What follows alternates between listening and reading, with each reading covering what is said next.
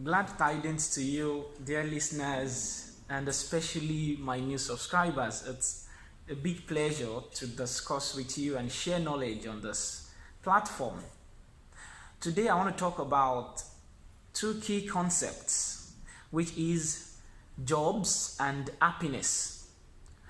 Hypothetically, I believe that occupational therapy is one of the happiest professions in the world.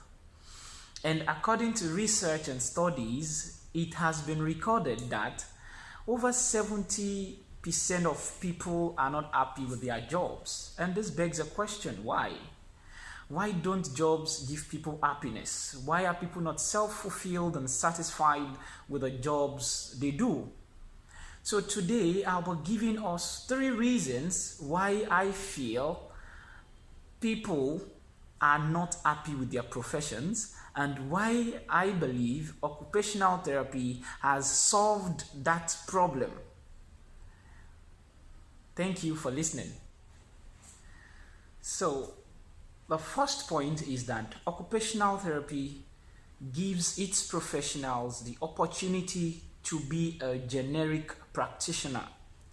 And what I mean by this is that any client we want to offer services to become a potential job for us. So what I mean is this: if I am to treat a pilot who had suffered an accident and came down with traumatic brain injury, as an occupational therapist, I need to understand every procedure, routines, roles, performance, or skills that is involved in the concept of being a pilot.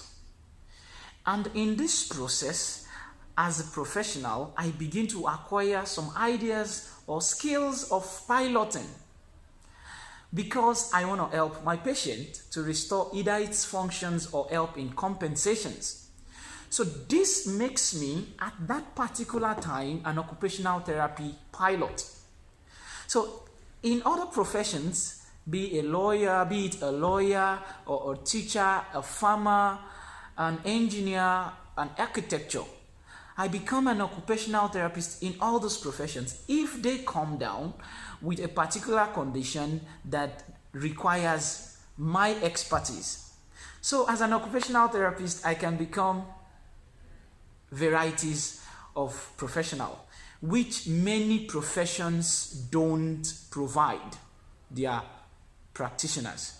And this is one of the reasons I feel that occupational therapy may probably be the best or one of the best professionals in the world that offers its practitioners concrete happiness.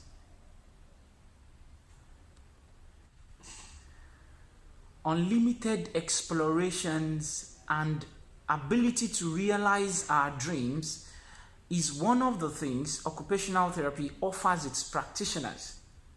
And what I mean by this is, if we have a client, we have to understand the client's religion, culture, background, beliefs, and every other environmental influences behind the condition or the dysfunction of that client at a point where we have to treat or offer our services. So, in order to help this client restore functions and improve prognosis, we end up exploring in details. And this exploration, to some extent, can help us realize our own dreams. For example, we can help a patient to design or fabricate a particular equipment or tool in order to improve his state of health, which may actually be one of the things of our own interest, one of the passions we have, one of our dreams while we are growing up. So for example, if a patient comes with a developmental problem, we might use our own passion or based on our own development, provide a solution in accordance with our own interest, while putting at first the interests of this patient. So we come down with interest along with interest, the client interest and the therapist interest coming together to offer us a dream we want to realize. And this is one of the ways I feel that occupational therapists become very happy in their profession. This next point talks about our profession in terms of age. Our profession is a very new profession, which makes it a potential source of happiness to us that many people don't actually understand what we do or can offer. So we end up getting into different settings or setup with people having a different perception of what we are about to bring as output. So sometimes when we get word rounds or symposiums or presentations, we find out that people don't actually understand what we are about to say. It is new to them. But when we start saying them, as new as they begin to understand, and the reaction, their outward emotional expression alone tells us something. They are enjoying what we are giving to them. And it's a way to make us happy. It makes us happy. And the next one is, it wows us. There's a wow factor about how we translate our theories into practical interventions. For example, when we see a new client we have only read in books, and seeing that patient live, and we all have to help the patient, we have to treat the patient. There's a cycle of a problem.